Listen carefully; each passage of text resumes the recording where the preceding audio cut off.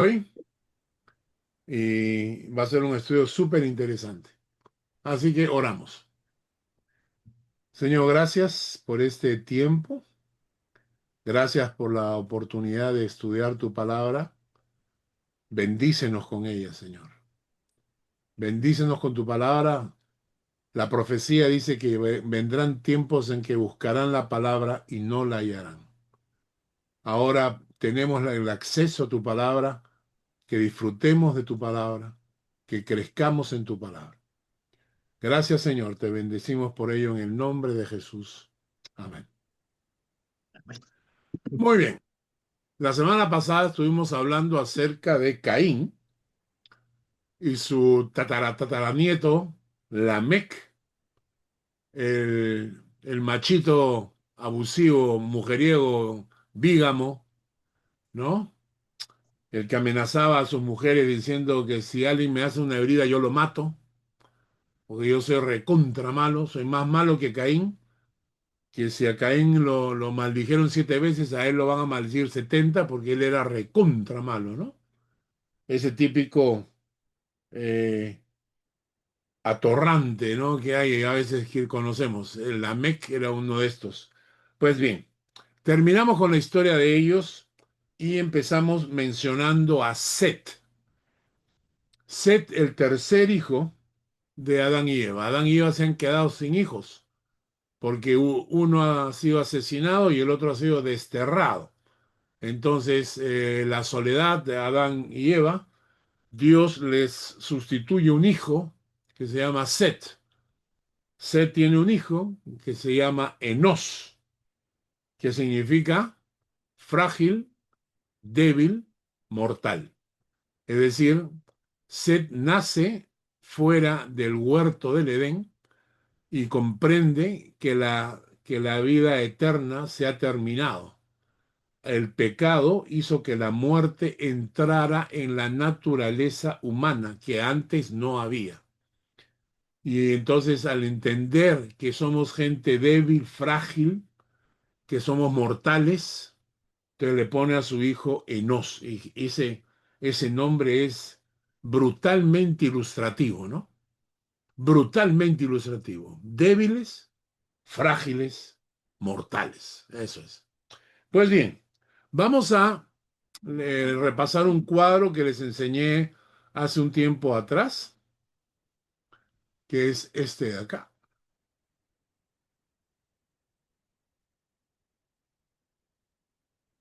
¿Lo ven?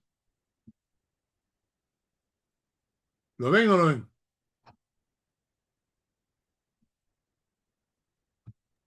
Sí, Sí, lo se vemos, sí ve. lo Sí, vemos. Doctor, sí se ve. Ya. Ahora lo están viendo, ¿no? Perfecto. Muy bien. Sí. Muy bien. Entonces, esta es la descendencia de Adán hasta Noé. ¿Mm? Adán con 930 años, Set con 912 años, Enos 905, Cainán 910, Mahalaleel 895, Jared 962, Enoc con 365 añitos, recontra chivolo, Matusalén 969 años, el más viejo, se nota, 969, más que Adán. Tuvo un hijo que se llamaba Lamec, que vivió 777 años, y le sigue Noé con 950 años, y en la mitad de la vida de Noé, un poquito más de la mitad, viene ya el diluvio. Noé tiene 600 años cuando viene el diluvio. El día de hoy vamos a hablar acerca de Enoc. Este es un personaje sumamente interesante. Solamente hay 3 versículos que nos hablan de él en toda la Biblia y sin embargo vamos a aprender muchísimo de Enoc. Antes debemos entender que hay 2 razas en este momento, ¿no? Hay 2 razas en este momento. está la raza que viene por Caín, que ha sido desterrado, que está fuera de la presencia de Dios, y está la raza que viene por Set, ¿no es cierto? Que ya desde arranque te refleja que tiene conocimiento de lo mortal que somos, ¿no? Y la descendencia de Caín, lo vemos con su tataranieto, con Lamec, ya la maldad se está multiplicando a pasos agigantados. Cuando quitas a Dios de tu vida, cuando olvidas que un día te encontrarás con Él, cuando supones que no hay Dios a quien debes dar cuenta, ¿qué impide que te lances a la maldad? O sea, ¿qué te detiene de vivir una vida enfocada en los placeres de la carne si al fin y al cabo comamos y bebamos que mañana moriremos? ¿Verdad? Y esto es lo que va a pasar con la generación de Caín. Tanto así que miren lo que dice Génesis 6:5. Joachim, por favor, léelo. Génesis 6:5.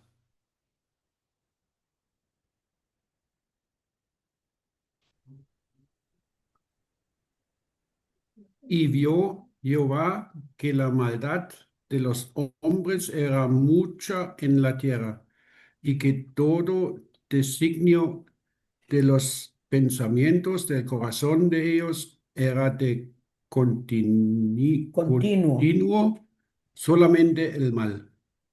Exactamente. Ahora, si calculamos de la edad de Adán, miren, vamos a poner acá, vamos a compartir otra vez. Adán vive 930 años. Más o menos está como a la mitad, acá, ¿no? Ponemos casi a la edad de Lamec, ¿no? Si ponemos, o sea, un Lamec un poquito menos, un poquito ahí, pero Adán llegó a conocer a Lamec. Pero imagínense que hay pues aquí unos 50 o 60 años. Quiere decir que en realidad hasta el diluvio van a ser, acá está, 1656 años desde la creación. Acá en rojo lo tienen en horizontal. 1656 años desde la creación. Y entonces, y en esos 1600 años, la corrupción ha avanzado a tal manera, el mundo se ha degenerado de tal manera que dice, vio Jehová la maldad de los hombres era mucha en la tierra, que todo designio de los pensamientos del corazón de ellos era de continuo solamente el mal, ¿no? Y entonces es por eso que Dios va a determinar un diluvio para producir un reinicio de la humanidad. Es como cuando apagas tu computadora y la reinicias cuando no está funcionando bien. Por mucho tiempo hoy en día, en nuestra sociedad, en nuestro mundo actual, por mucho tiempo, la iglesia fue una fuerza de contención. Si ustedes leen la historia de la iglesia auténtica, la iglesia verdadera que siempre ha sido perseguida muchas veces por la misma iglesia oficial, ¿no? Porque muchos cristianos fueron torturados, quemados por la iglesia católica en el pasado, pero siempre ha habido un grupo de cristianos que ha sobrevivido. Y cuando había un cristiano en un lugar, la fe de este cristiano siempre fue una fuerza de contención para la maldad. Nos pasa a nosotros también, ¿no? Nos pasa a nosotros cuando la gente te conoce, cuando la gente sabe quién eres y tú entras a un lugar, a una reunión, tus amigos que no son creyentes se detienen, ¿no? Se aguantan, se reprimen porque tú estás presente, ¿no? Entonces, no, es que no se sienten la libertad de soltar su pecado, no se sienten en esa libertad, porque la iglesia fue siempre una fuerza de contención para la maldad. Ya no lo es. Hoy en día la iglesia ya no lo es. Hoy en día la iglesia le han perdido total respeto a la iglesia desde que empezaron todas estas teologías baratas metiéndose al interior de la iglesia. La iglesia se comenzó a abrir al mundo, parecerse más al mundo, decían, parecernos más al mundo para ganar más almas, decían ellos. En realidad lo que hicieron fue meter el mundo a la iglesia. La iglesia, con estas teologías de falsos maestros, falsos profetas, llenarse de dinero, etcétera, etcétera, todo esto lo que ha ocurrido es que la gente le ha perdido el respeto a la iglesia. Y desde ese momento, porque todo esto empezó el siglo pasado con mayor fuerza, por allá por el año 1950, 1960, empezaron a surgir todas estas teologías. Hoy en día han logrado su cometido. El cometido no fue exaltar a Dios, el cometido fue convertir a la iglesia en una burla, convertir a la iglesia en una fuente de risa para la gente. Cuando hablas, cuando tú te presentas como cristiano, entonces te dicen, ah, tú eres cristiano evangélico, sí, ah, tú eres de esos que les quita el dinero a la gente, ¿ah? Ah, tú eres esos que violan a las chicas en la iglesia, ¿verdad? O sea, han embarrado tanto. El día de hoy escuchaba yo la noticia de una iglesia metodista en Estados Unidos, donde el pastor salió vestido de mujer y entonces le dijo a la iglesia que él había sentido la voz de Dios para ser como él es. Así que se autopercibía mujer y a partir de ahora quería que lo llamaran ella, que no lo llamaran ni él ni ella, sino ella. Y lo interesante fue que la historia cuenta que una parte de la iglesia lo aplaudió, lo aplaudió. O sea, aplaudir la, la, la degeneración, ¿verdad? Entonces la iglesia dejó de ser una fuente que detenga el avance de la maldad. ¿Y qué pasó entonces? El pecado, la maldad, la degeneración han avanzado a pasos agigantados.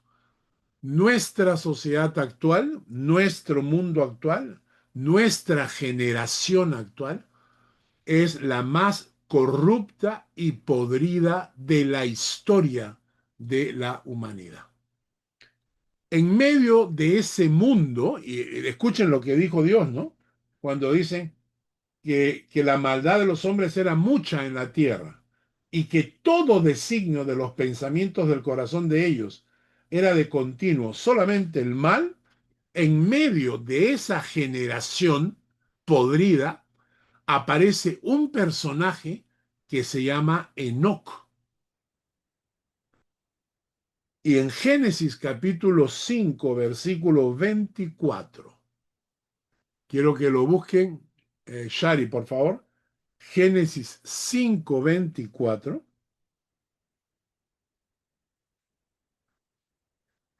Léelo.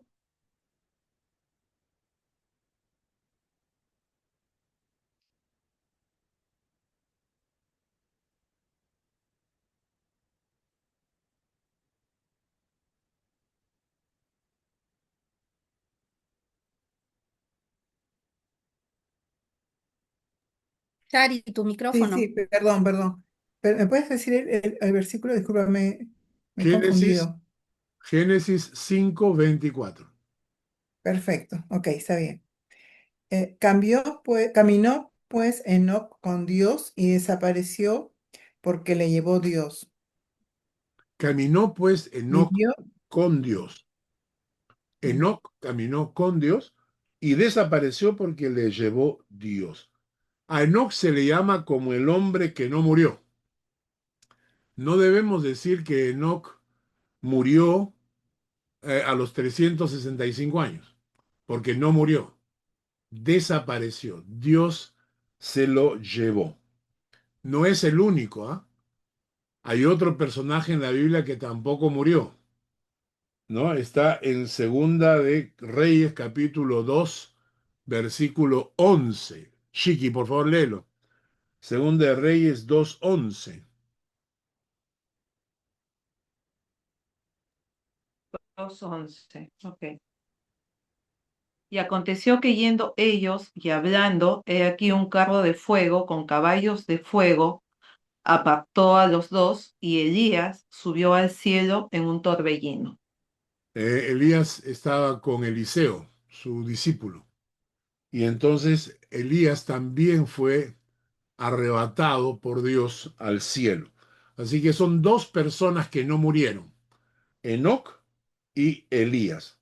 Ahora, nena, lee por favor Hebreos 11:5. Este es el otro texto que habla de Enoc.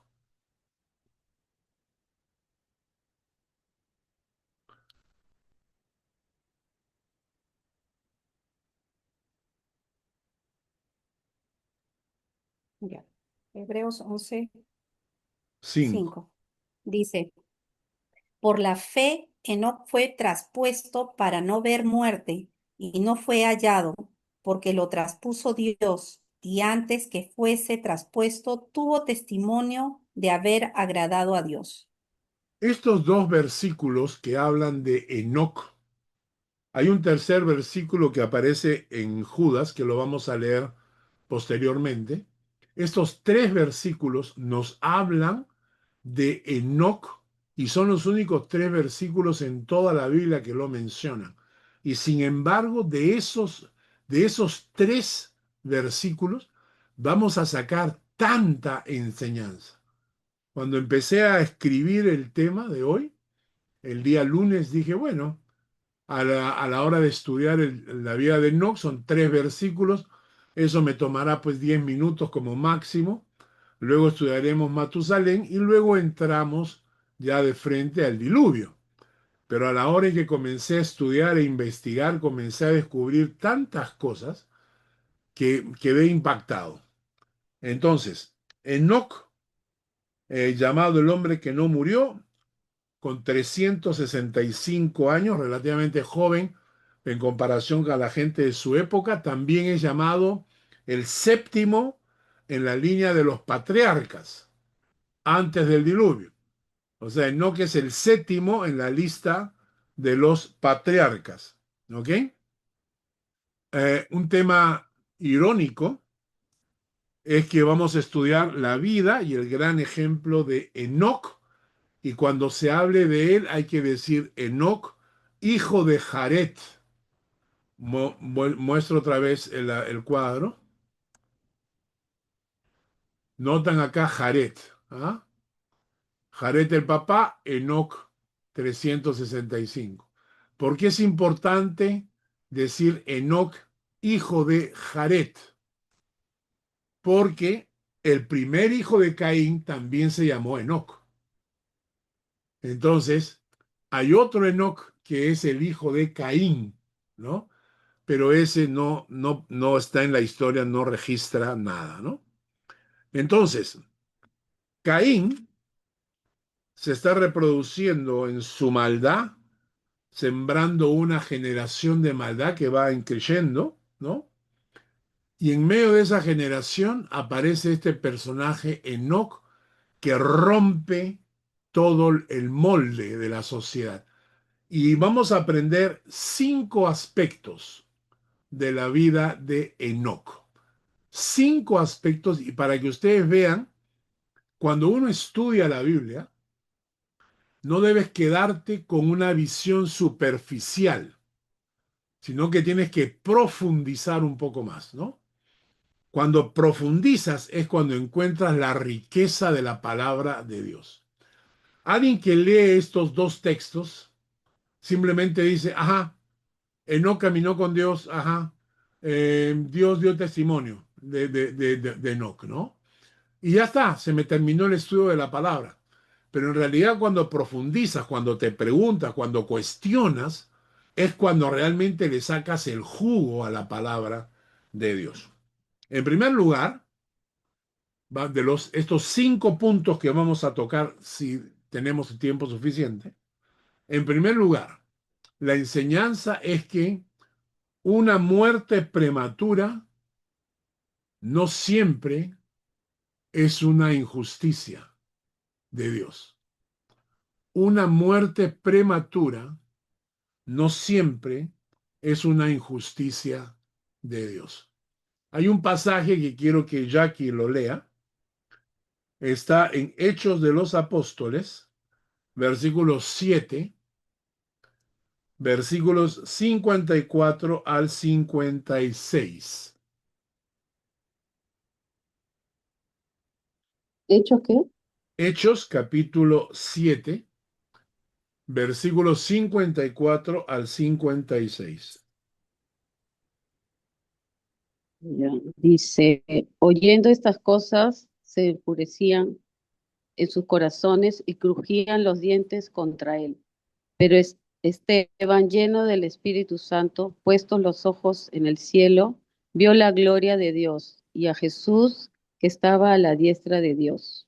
Y dijo, he aquí, veo los cielos abiertos y al Hijo del Hombre que está en la diestra de Dios. ¿Qué tal experiencia la de Esteban, no?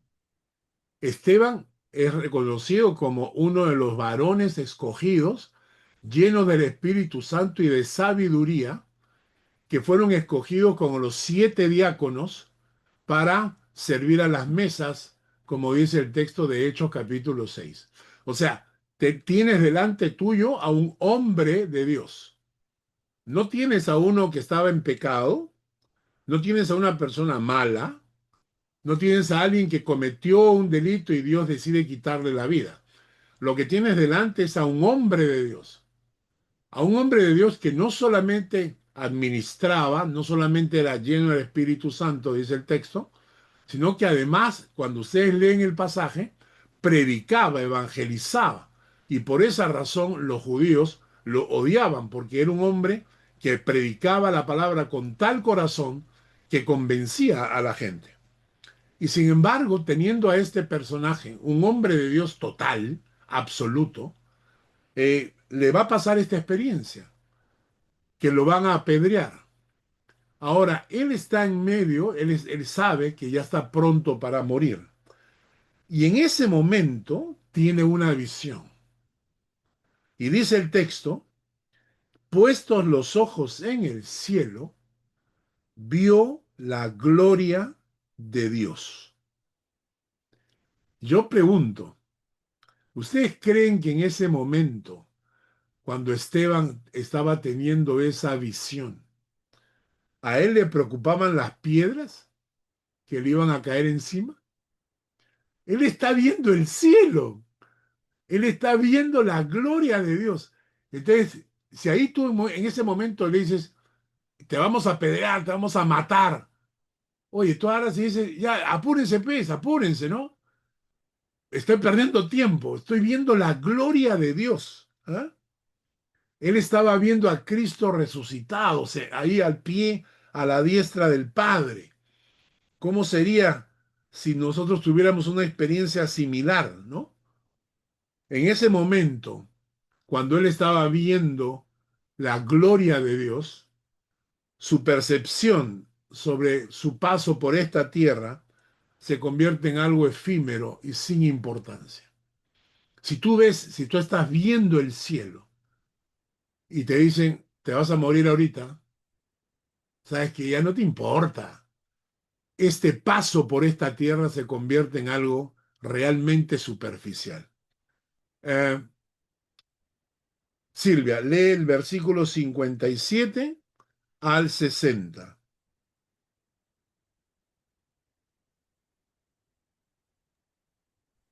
Entonces ellos, dando grandes voces, se taparon los oídos y arremetieron a una contra él, y echándole fuera de la ciudad, le apedrearon, y los testigos pusieron sus ropas a los pies de un joven que se llamaba Saulo, y apedreaban a Esteban mientras él invocaba y decía, Señor Jesús, recibe mi espíritu. y puesto de rodillas, clamó a gran voz, Señor, no le tomes en cuenta este pecado, y habiendo dicho esto, durmió. Es interesante el contraste, ¿no? El contraste entre Esteban viendo la gloria de Dios y los asesinos que lo quieren apedrear, que no tienen ninguna perspectiva de eternidad. O sea, la gente que quiere apedrear a Esteban, no pueden ver la gloria de Dios. Su corazón está lleno de tinieblas, su concepción de la eternidad es nula. Y eso es lo que pasa cuando tus ojos se enfocan solo en esta vida. Y es interesante porque esta gente, la que no entiende que una muerte prematura de alguien que verá a Dios no es una maldad o un castigo. A veces es que Dios te quiere con Él de una vez y no quiere que sigas en este mundo podrido, ¿verdad? Entonces hay que pensar de esta manera. Y me encanta cómo termina el pasaje diciendo, y habiendo dicho esto, durmió. Lo están apedreando y utiliza el término, y Esteban durmió, se durmió. O sea, pasó a un estado mejor, aunque para el mundo es una muerte traumática, apedreado. Para Dios, Él pasa como dormido, pasa su espíritu a la presencia de Dios.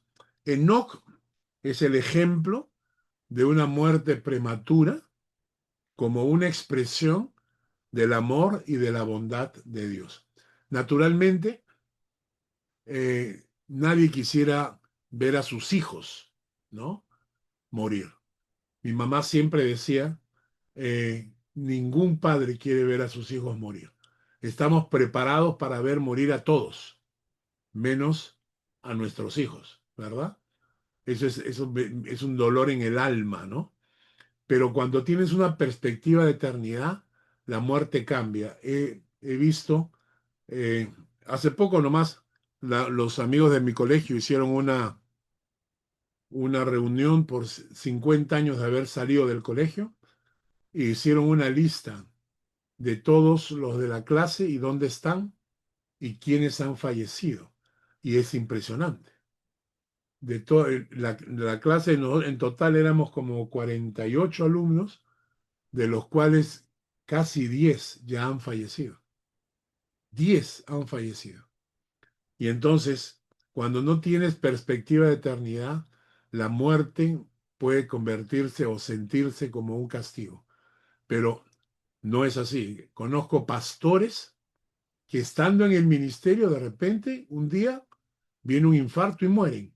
Y la gente se pregunta, pero si estaba sirviendo a Dios. A veces lo que Dios quiere con el ejemplo de Enoc es sacarte de una vez porque quiere tenerte a su lado. Así que la próxima vez que enfrentemos el fallecimiento de un amigo, de un familiar, pensemos en la historia de Enoc. Y hay que tener cuidado. Hay una historia muy triste en la Biblia.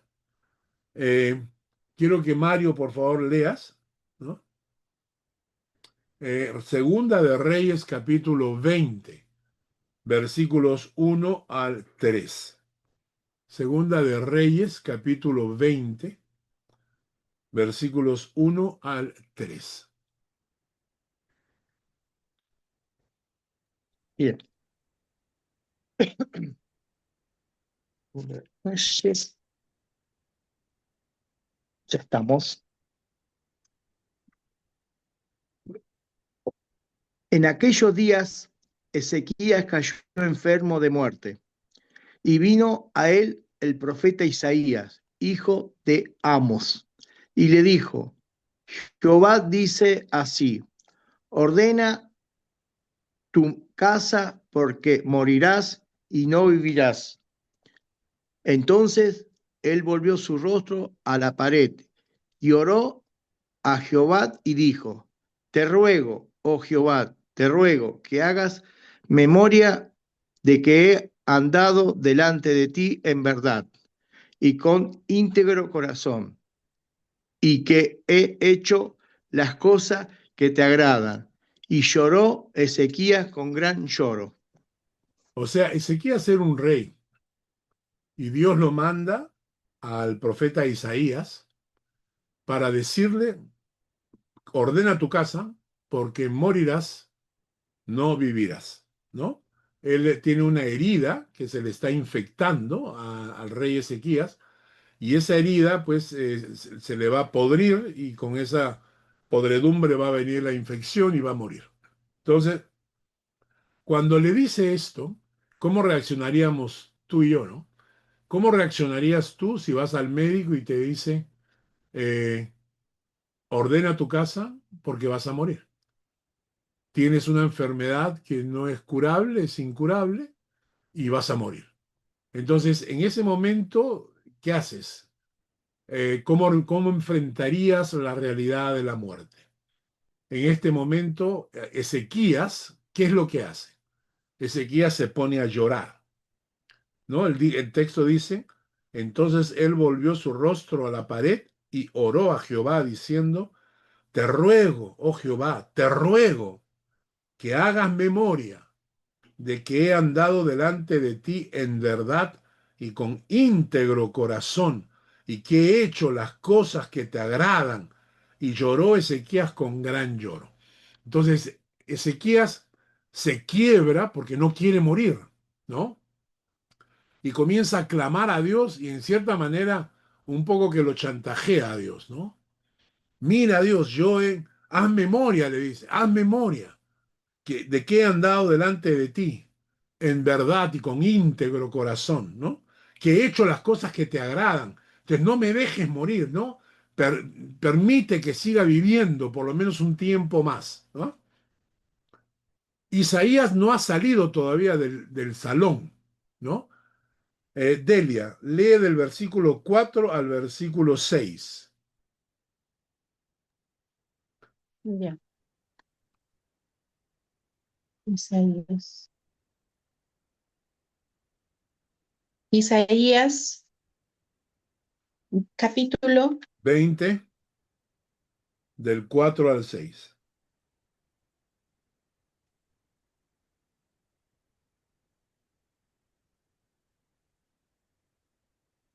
ya dice, así llevará el rey de Asiria a los cautivos de Egipto y los No, deportados de Etiopía. no, Segunda de Reyes 20, Isaías 20, versículo 4 al 6.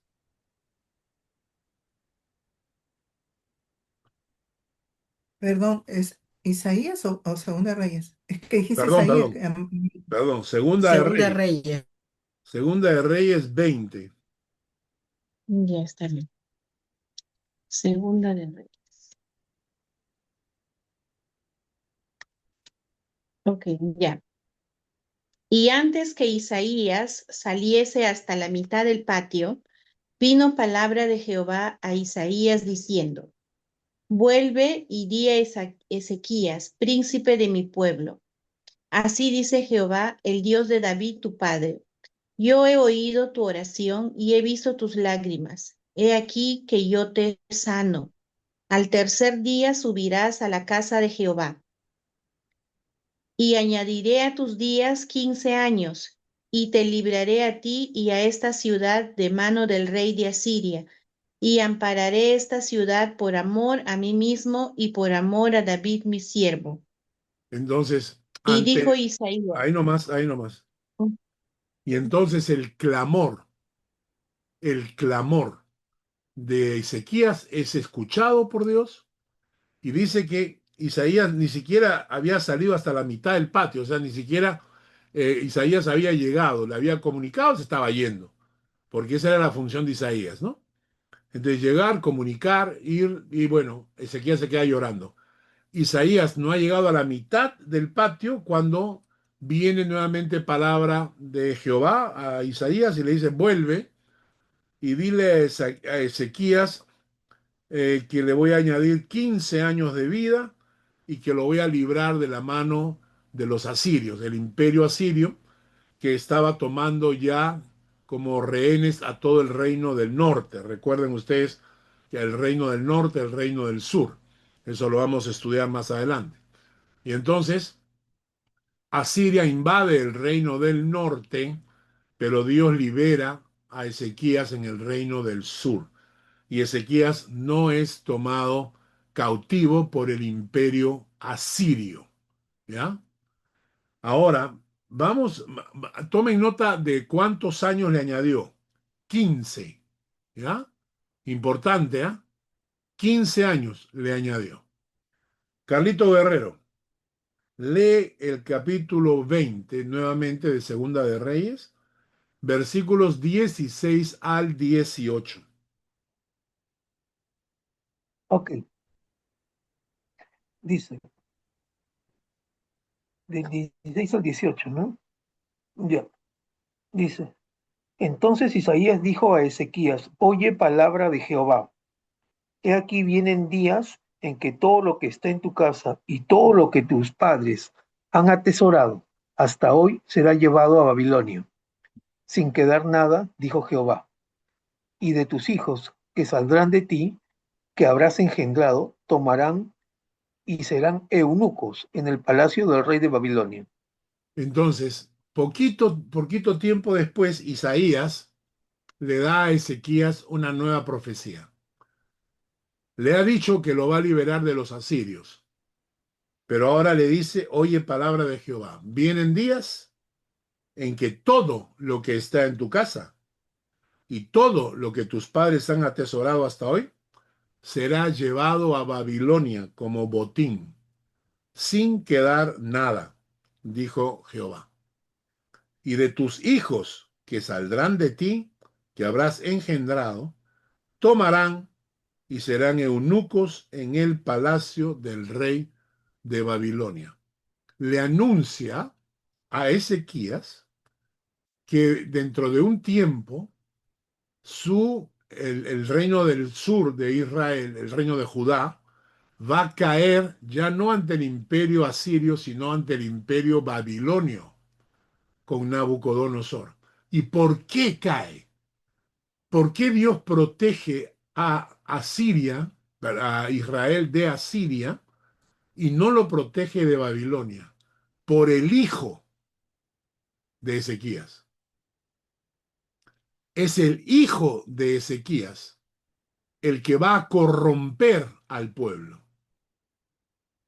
Y por esa corrupción que viene por el hijo de Ezequías, es que el juicio de Dios va a caer sobre el pueblo hebreo. Segunda de Reyes capítulo 21. Hugo, por favor, léelo. Segunda de Reyes 21 del 1 al 3.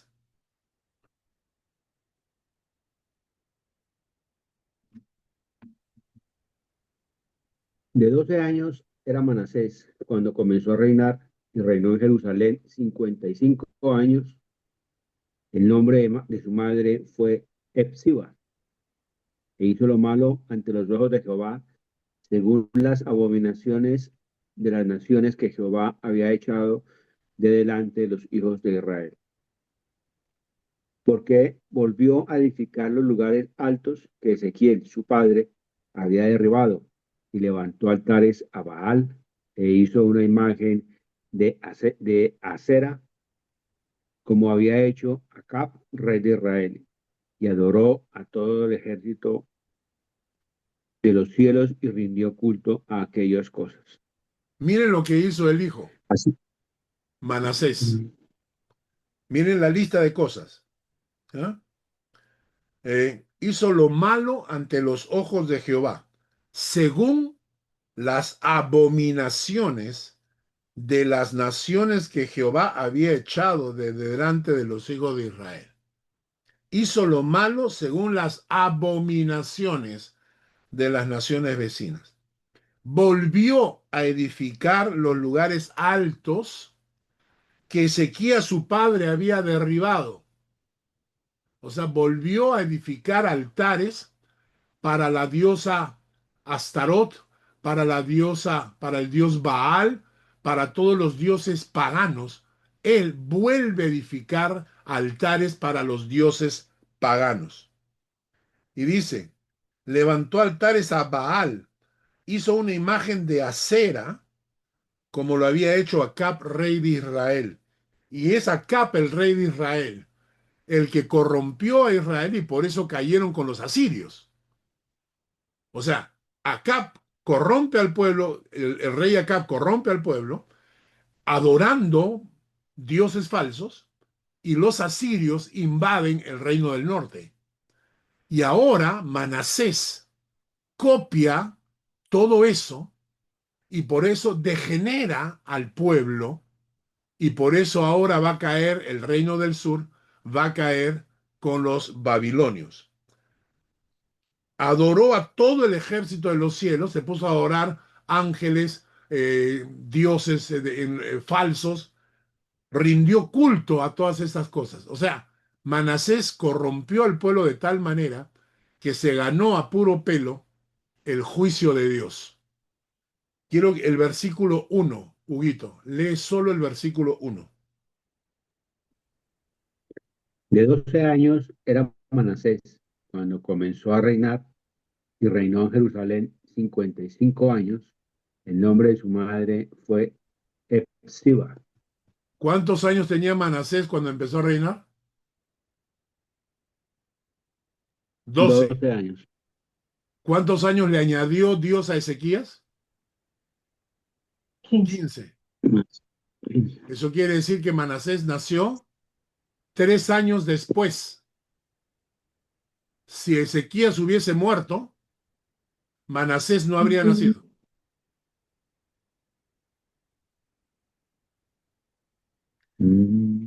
¿Entendieron?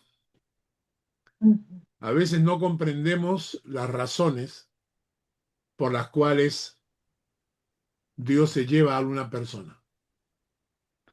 Pero Y el si yo mismo te dijera, Ezequías también ¿ah? no vio, ¿no? No, y el mismo Ezequías no hubiera visto también o sea, La que se corrupción. llevaban todas las propiedades de sus padres, todo lo que él también vivió, ¿no? Exacto. Ahora, esta es la parte que nos hace reflexionar, ¿no? A veces no entendemos la muerte de alguien. Pero si yo te dijera, si tuviese el poder de decirte, ¿sabes qué? Este pastor falleció siendo joven, ¿ah? Y toda la iglesia se pregunta, ¿pero por qué? ¿Por qué? Si era un hombre de Dios. Y luego yo tuviese el poder de decirte, escúchame, dentro de 10 años va a adulterar, va a abandonar a su familia, va a tumbarse a su iglesia. Entonces, ¿qué dirías? Señor, hubiese sido mejor que te lo llevaras, ¿verdad? A veces enfrentamos la Pastor, muerte. ¿Ah? disculpe, pastor, disculpe. Yo quería mencionarle un pasaje en Isaías 57 que dice, perece el justo y no hay quien piense en ello, y los piadosos mueren y no hay quien entienda que de delante de la aflicción es quitado el justo, entrará en la paz. Creo que en la versión, la otra se entiende mucho mejor, que es que nos está librando de las cosas venideras. Correcto, correcto. Yo tengo el caso, la historia, de un hombre que fue muy conocido, no sé si alguno de ustedes lo conocerá, pero era un pastor de hace muchos años, ya falleció, conocido como Gille Ávila. Era un pastor pentecostal, muy famoso por sus campañas y su don de sanidad. Mucha gente sanaba en sus campañas. Y él tuvo un problema con uno de sus hijos, que el hijo estuvo a punto de fallecer. Él oró intensamente a Dios, intensamente, por la sanidad de su hijo, y Dios sanó a su hijo. Tiempo después, el hijo abandonó la fe y se metió en las drogas. Y yo escuché allí a Ávila decir, si hubiese sabido, si lo hubiese sabido, no oraba por su sanidad. Entonces, definitivamente no queremos que mueran nuestros familiares, tampoco vamos a danzar de alegría cuando un familiar queda enfermo, ¿no es cierto? Es un dolor para todos, para cada uno de nosotros.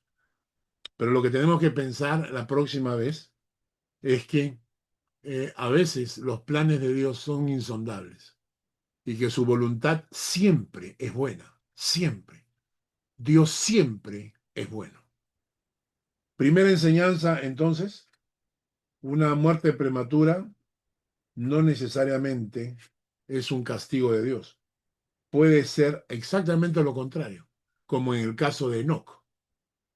Es decir, Enoc, en medio de esa generación tan podrida, vive una vida tan recta delante de Dios, que Dios en su bondad y en su amor decide llevárselo y Enoc no muere.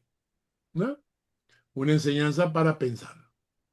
La segunda enseñanza, obviamente no vamos a terminar las 5 el día de hoy. Vamos a tocar la segunda. Hugo tiene una pregunta. No, pastor, más que pregunta es un comentario. Lo que una vez hablábamos sobre el mismo Juan el Bautista, ¿no? Que fue una persona muy joven. Yo le preguntaba a usted, pastor, pero pastor, ¿cómo es posible que Jesús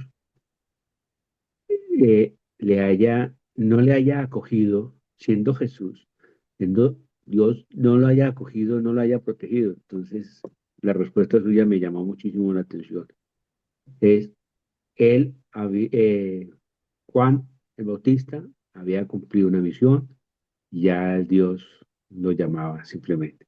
Esa palabra a mí me marcó esas palabras y fue alguien que me marcó, que me ha marcado mucho. Yeah, Juan el Bautista, yeah, primo de Jesús. claro. Qué bueno, buen comentario. Segundo punto que aprendemos de estos pocos versículos de Enoc. La importancia de dejar huella por nuestro paso en este mundo. La importancia de dejar huella. ¿Se han dado cuenta? Miren esto. ¿Eh?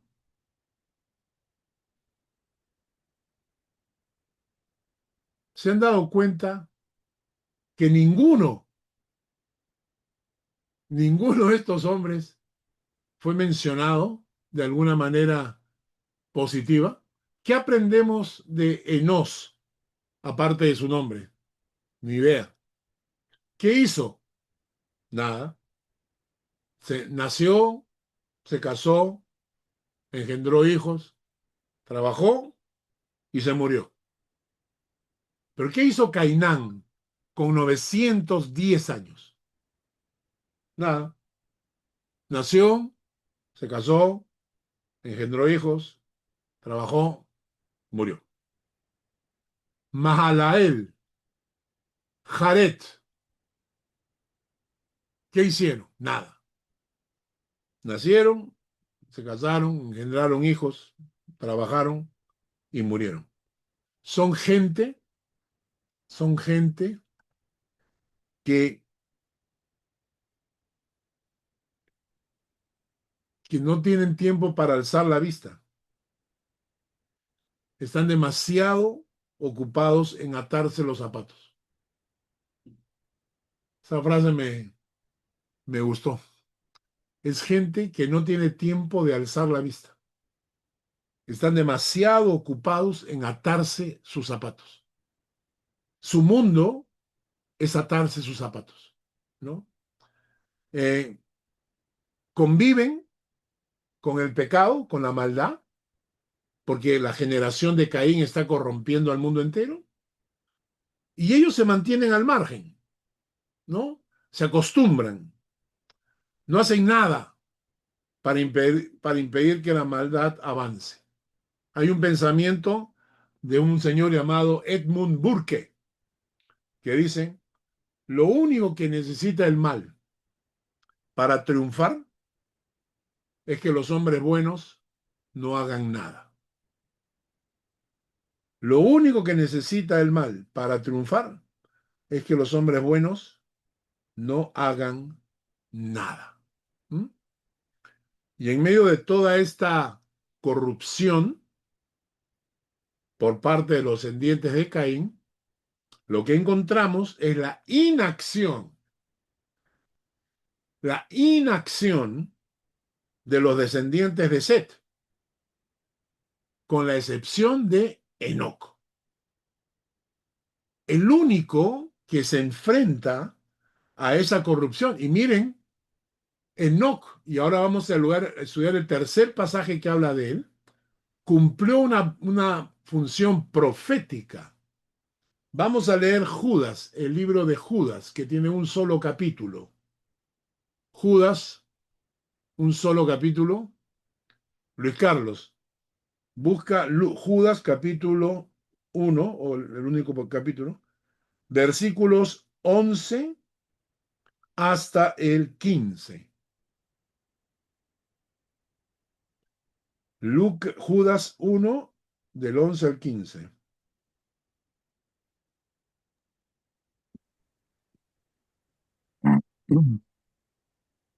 Hay de ellos porque han seguido el camino de Caín y se lanzaron por lucro en el error de Balaam y perecieron en la contradicción de Coré. Estos son manchas en vuestros ágapes que comiendo impúdicamente con vosotros se apacientan a sí mismos. Nubes sin agua llevadas de acá para allá por los vientos, árboles otoñales sin fruto, 2 veces muertos y desarraigados, fieras ondas del mar que espuman su propia vergüenza, estrellas errantes para las cuales está reservada eternamente la oscuridad de las tinieblas. De estos también profetizó Enoc, séptimo desde Adán, diciendo: He aquí vino el Señor con sus santas decenas de millares, para hacer juicio contra todos y dejar convictos a todos los impíos de todas sus obras impías que han hecho impíamente, y de todas las cosas duras de los pecadores impíos han hablado contra él.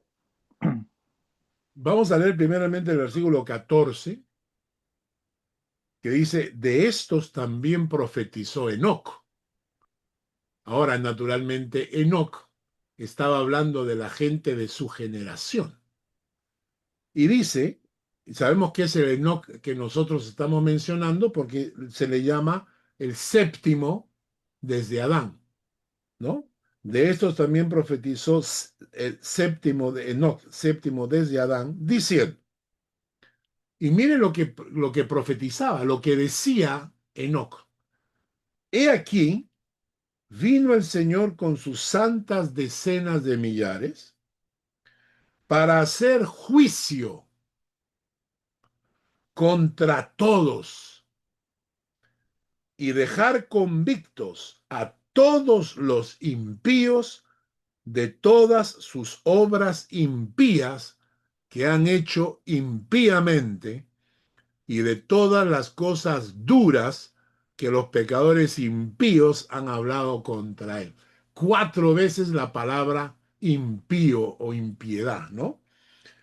Dejar convicto a todos los impíos de sus obras impías, a obras que han hecho impíamente, los pecadores impíos. Entonces, Enoc no solamente vivía con el Señor, es decir, naturalmente, caminó con Dios, dice el texto. También dice la palabra que su vida agradó a Dios, también lo dice. Pero no solamente caminó con Dios y no solamente vivió una vida que agradaba a Dios, sino que además profetizaba contra los impíos. Y profetizar no es como se ha mal usado hoy en día, que yo te traigo una profecía mentirosa para engañarte, ¿no? Todo te va a ir bien a partir de ahora, veo en el futuro que el Señor va a derramar sobre ti, porque lo que está haciendo esa gente es engañarte, y como la gente quiere escuchar cosas buenas, les cree a los mentirosos, ¿no? El profeta a la luz de la Biblia en el Antiguo Testamento, era una persona que condenaba el pecado. No hay ningún profeta salamero en el Antiguo Testamento. No hay ningún profeta chupamedias en el Antiguo Testamento. Ustedes leen los profetas y los profetas confrontaban el pecado de la gente. ¿Por qué? Porque no tengo que reforzarle la soberbia al bueno. No tengo que decirle al bueno cuán bueno es. No tengo que decirle al bueno, estás bien, hijo mío, qué lindo que estás. No. ¿Por qué? Porque es lo correcto. O sea, nosotros, cuando vivimos la fe, y tenemos que vivir una fe que agrade a Dios, y debemos caminar con Dios, eso es lo correcto. Ningún profeta tiene que venir a salamearme porque estoy haciendo lo que debo hacer. Lo que dice la palabra, lo que debíamos hacer, hicimos. ¿Cuál es la gracia? Con lo que debíamos hacer, hicimos. Si un cristiano necesita que le estén pasando la franelita cada rato, hay un problema en su fe. Hay un problema. Yo no necesito que la gente me esté aplaudiendo ni me esté diciendo, ay, qué bueno, qué lindo. ¿Por qué? Porque yo lo que debemos hacer, hacemos. Lo que teníamos que hacer, hacemos. Ya está.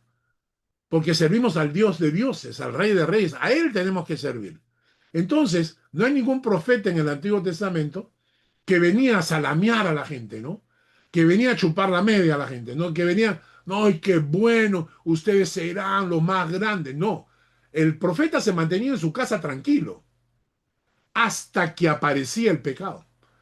Vean ustedes la vida de Isaías, de Jeremías, la vida de los profetas, del mismo Ezequiel. Los profetas aparecían cuando los reyes hacían las cosas mal.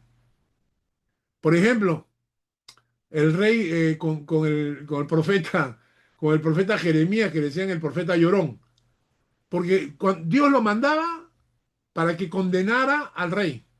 Y terminaba, lo metían en un hueco ahí con fango, con barro, infectándose, ¿no?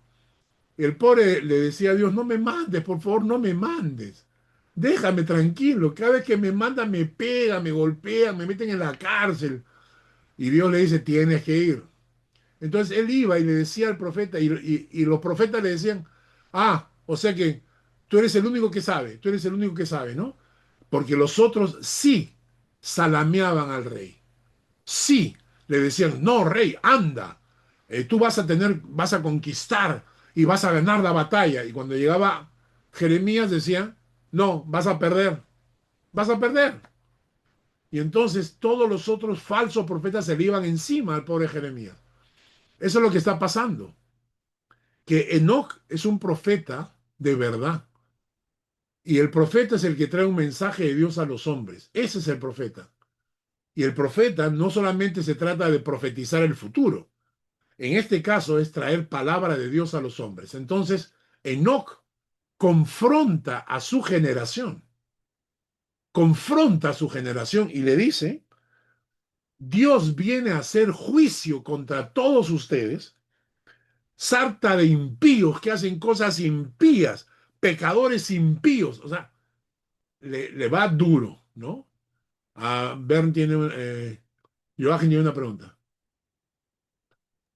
A Isabel. Bueno, es cierto de que los profetas en el Antiguo Testamento siempre venían para dar palabra de parte del Señor de exhortación. Pero cuando leemos también en Primera de Corintios, cuando habla el Señor que los dones, también dice que el que profetiza no solamente, o sea, habla a los hombres para edificación, exhortación y consolación. Sí, También hay palabra de consolación. Cuando hay un sí, hijo de Dios que está pasando por una situación mal, también la profecía también es para consolar. sí, claro que O sí, claro que sea, sí. Claro que hay sí, consuelo, claro que hay consuelo. Lo que no cuando hay hay consuelo, hay no hay exhortación. O sea, salamería. Pero lo que estamos en claro es exacto, que no no hay hay salamería. salamería. Eso no hay. Pero sí también está lo de la consolación. Sí, claro. Consolación, exhortación y edificación. Eso es claro, ¿no? Exacto, sí. Ahora, Ujú. en este pasaje, Enoc es duro, y miren de quiénes hablan. Vamos a repasar de qué personas está hablando. Vamos al versículo 11.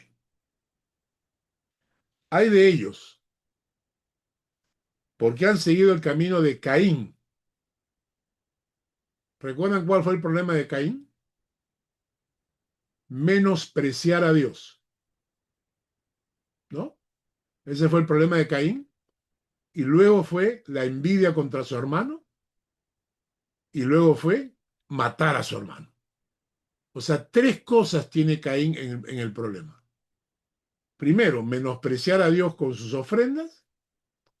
En segundo lugar, la envidia que tuvo contra su hermano, porque él hacía las cosas mal y envidioso de que su hermano hacía las cosas bien.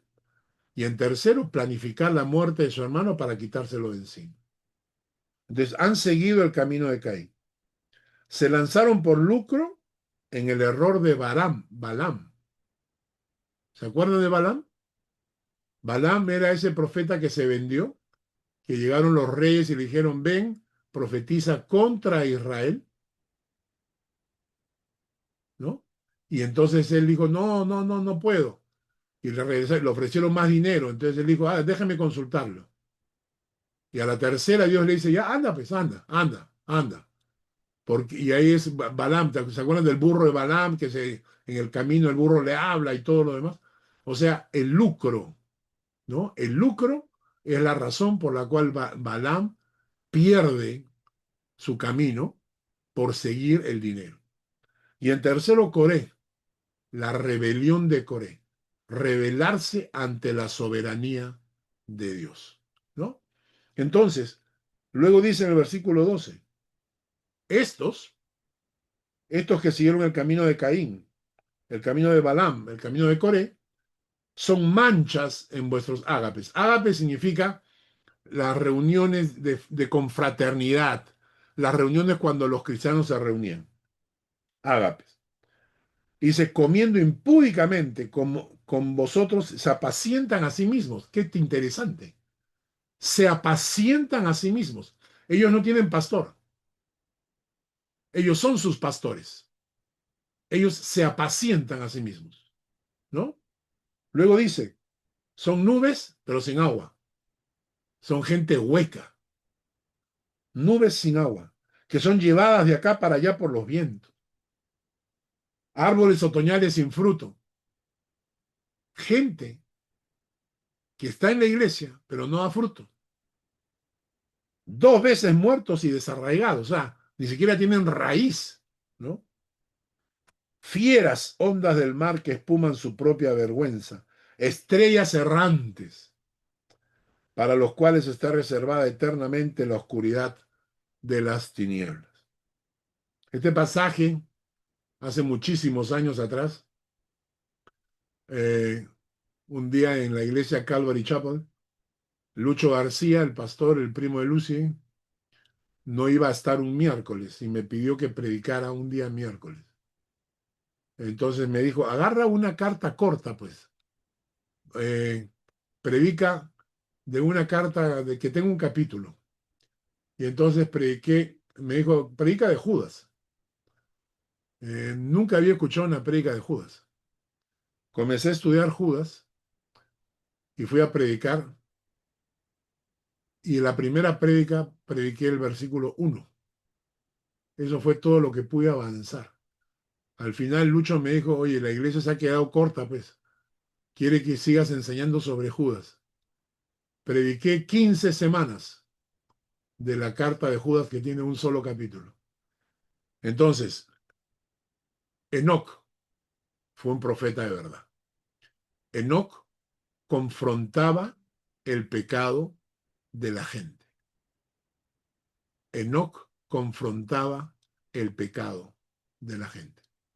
Y entonces es interesante, ¿no? 2 cosas hemos aprendido el día de hoy. Primero, que una muerte prematura no necesariamente es un castigo de Dios. Puede ser una muestra de amor y bondad.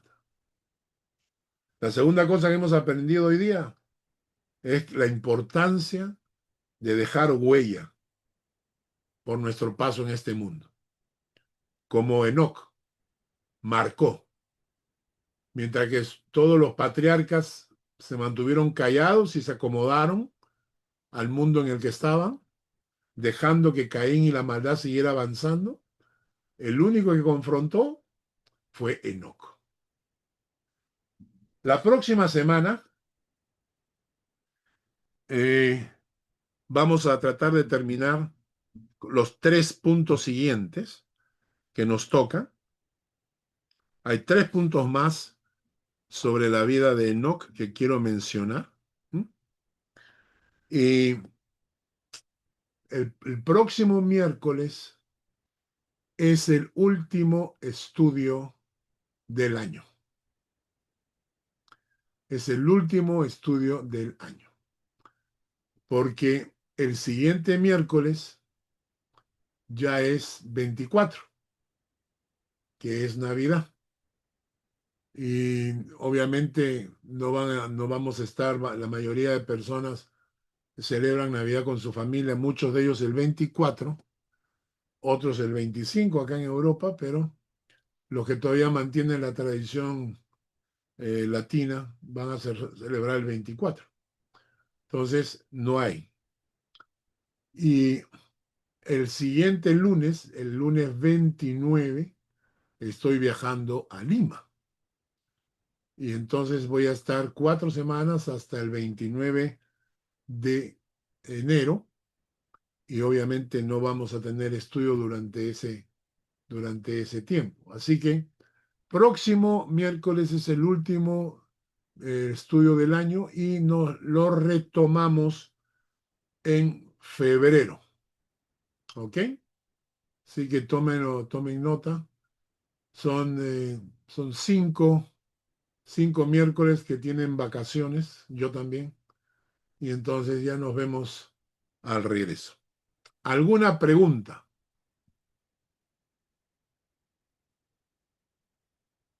Nada. Todo claro.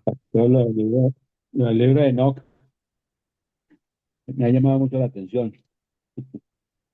Es apócrifo. ¿Cómo? El libro de Enoch, se habla de un libro que supuestamente escribió Enoch. Ah, sí.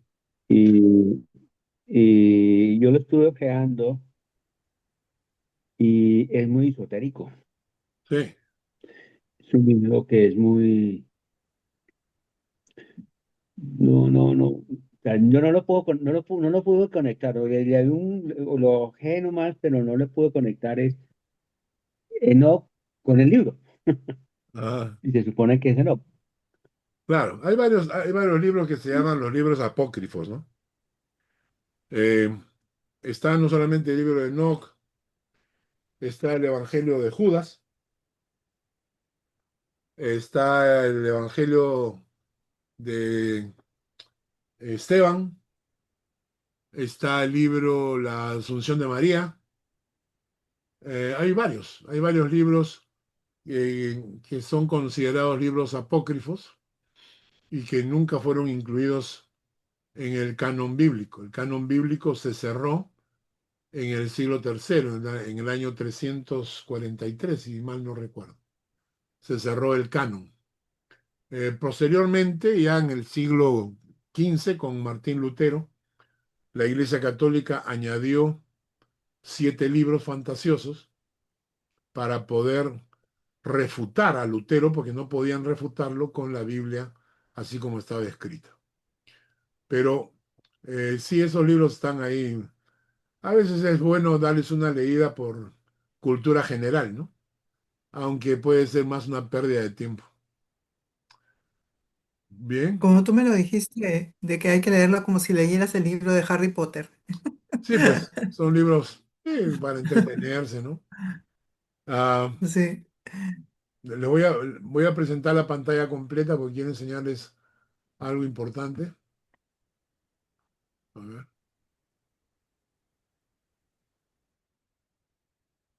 ¿Lo ven? Este pensamiento es sumamente importante. Si mamá No, dice no, pídeselo al abuelo. No se ve, ¿No lo ven? no se ve, no. No, no se ve nada. ¿No ven nada? No, no, nada. ¿El orador no lo ven? ¿A quién ven? No, no, la pantalla A con todas ti, las a letras, ti. todos. ¿Me ven a mí? Ay, No está compartiendo pantalla. No, vemos a todas las figuritas. No, ¿Ven todas las atrás figuritas? atrás de Carlos Acá hay un cartel atrás mío. Pues. hay un cartel, pero está al revés. Está al se ve al revés. revés. Pues, Ay, pero no se lee. ¿No? Ya ponlo Está al revés, al Ya revés. no, ya piérdanse, pues, ya. Ya Léelo nomás, léelo. ¿Qué No, dice? pónganse los lentes, pues, harta de viejos también. está al revés. No, está al revés, se ve al Hay revés. que traer un espejo Es para que se leerlo. ve como espejo, como reflejado el espejo. ¿Así ¿ya se ve qué el reflejo? dice? Sí. ¿Qué dice? ¿Qué dice? Solamente abuelo dice abajo. Dice, si la mamá dice no, pídeselo al abuelo. Ah, ya. Para todos los que son abuelos. ¿Bien? Bien. Sí. Entonces vamos a orar y terminamos este estudio, ¿no?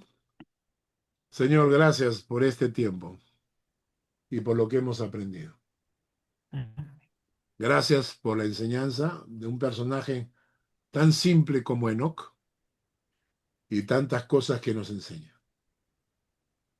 Bendice, Padre, a cada uno de los presentes.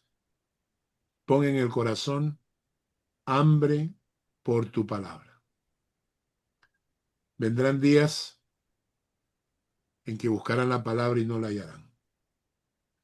Te rogamos en el nombre de Jesús que tengas misericordia de nosotros y que toques nuestros corazones, que siembres ese hambre de escudriñar, de meternos en tu palabra y aprender. Gracias, Padre, en el nombre de Jesús.